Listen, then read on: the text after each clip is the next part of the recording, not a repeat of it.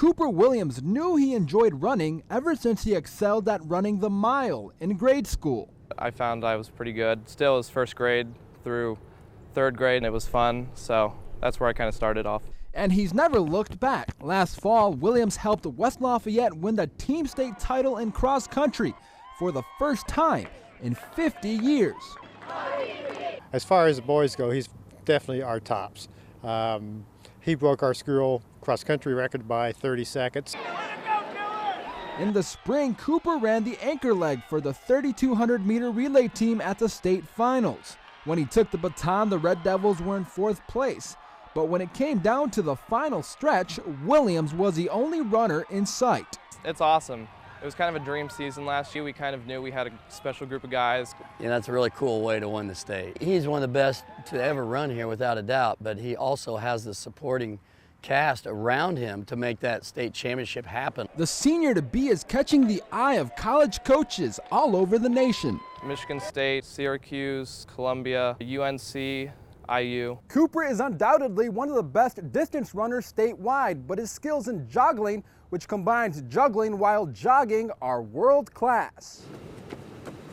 Last fall, the Joggling World Championships came to Purdue. West Lafayette track coach Elaine Custer ran the event and sought out Cooper to participate. I knew that he'd be interested in a niche event like that, and he can also run. My dad taught me how to juggle, so I was like, let's just go for it.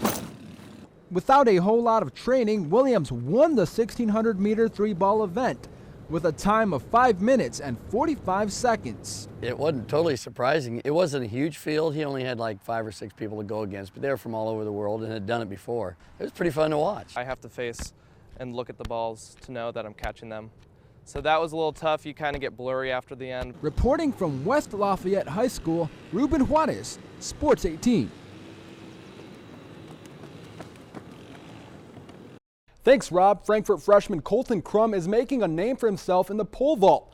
While most vaulters take up the sport when they get in high school, this high-flying hot dog is already breaking records.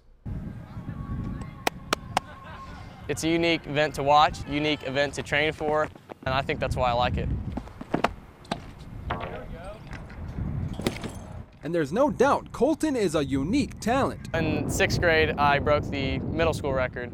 I went 9 feet and 7 inches, and I thought, maybe I should start working at it pretty hard. A couple years ago, he started working with Tony Heath. We had to put the extensions on to get 16. Who has coached at the collegiate level. And then it just kind of took off, and the technique that he taught me was a lot different than other people's. The heights really came a lot quicker. Earlier this month, Colton set an Indiana record for freshmen with a vault of 15 feet and 10.5 inches. He listens. He works as harder than anybody I've ever coached, and it pays off. When I took a trip out to Frankfort last week, the freshman phenom put on another record-setting display. 16 feet, 2 inches. He'll probably get a scholarship, Division I. I'd say no problem. Yeah, he could probably out-jump Division I jumpers right now. Crum is receiving interest from Purdue and Indiana. While he's intrigued by the prospect of vaulting in college, this hot dog hopes to reach greater heights. Goals definitely to be jumping with the professionals and be jumping in the 18s. First kid I've ever heard come up to me and talk about goals of being in the Olympics, and that's pretty exciting. And it's realistic, the way he works and the talent that he has. Colton's vault of 16 feet 2 inches is the third highest vault statewide, regardless of grade, this season. It's safe to say we'll be hearing a lot more from this record-setting hot dog in the future. Ruben, Sports 18. While wrapping up a sensational freshman year at Purdue in which he was named NCAA Diver of the Year, Steele Johnson has been working alongside David Badaya. It's definitely been a blessing having him here. And it's cool that we do synchro now. Johnson and Badaya will compete in the 10-meter synchronized platform at the World Championships in Russia, which begin in late July. Their main target, though, is the 2016 Olympics in Rio.